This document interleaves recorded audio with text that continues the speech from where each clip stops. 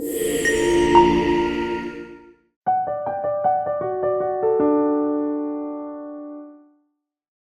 and blessings, everyone. It's me, Dr. Sabrina, and welcome back to Soul Speak, Conversations for Your Healing Journey. And I just want to thank you all again for sending in your questions and giving me the opportunity to answer them from my heart, from my experience, from the teachings that I have ingested, and also from so many clients who, like you, have trusted me with their story. So today's question comes from MK, and MK writes, Dear Dr. Sabrina, I've been working on myself for several years, through therapy, through groups, through spiritual practices, but no one told me that healing meant saying goodbye to familiar faces. Some people in my life just could not meet the new version of me. It hurt, but I've learned that growth sometimes means outgrowing.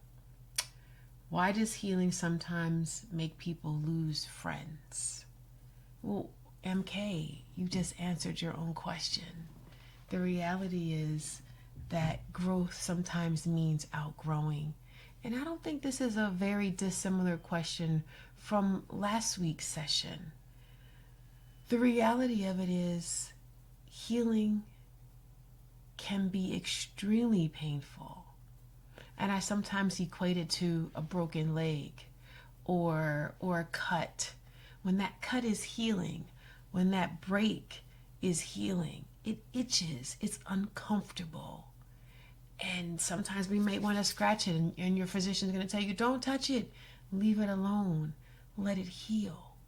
And it's the same thing when we're on a healing journey for our soul, for our mental health, that we choose these practices. We choose all these retreats and these writing exercises and these therapy sessions and these groups. We choose that so that we can be better.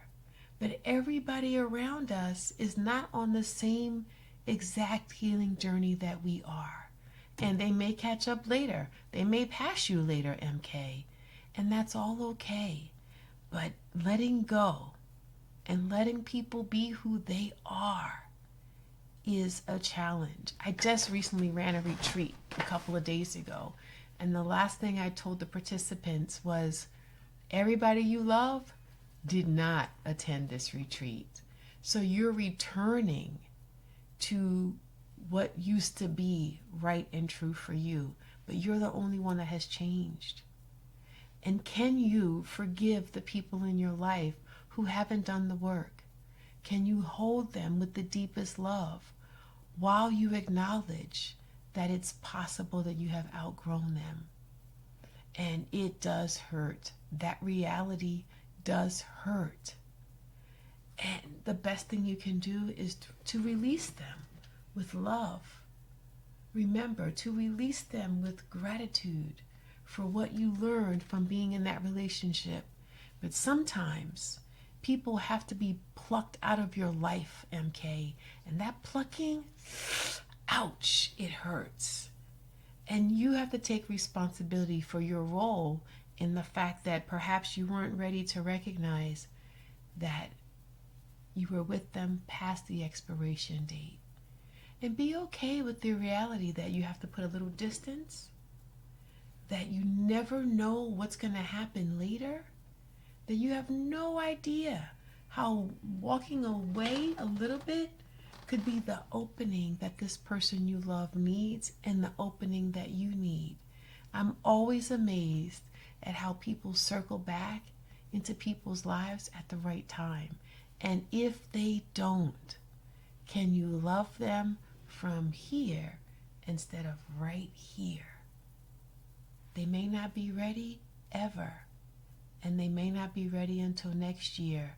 And our work as people who are on a healing journey is to surrender to the unknowing and to embrace the beauty and the severity that comes with healing. And I am so grateful that you posed that question. I pray that it is helpful, and I pray that it helps more of you come to a better understanding of yourself and why you are on this leg of your healing journey, perhaps by yourself. Thank you so much. I wish you a glorious day. I wish you peace. I wish you blessings. I wish you the deepest love. Thank you so much. Peace and blessings.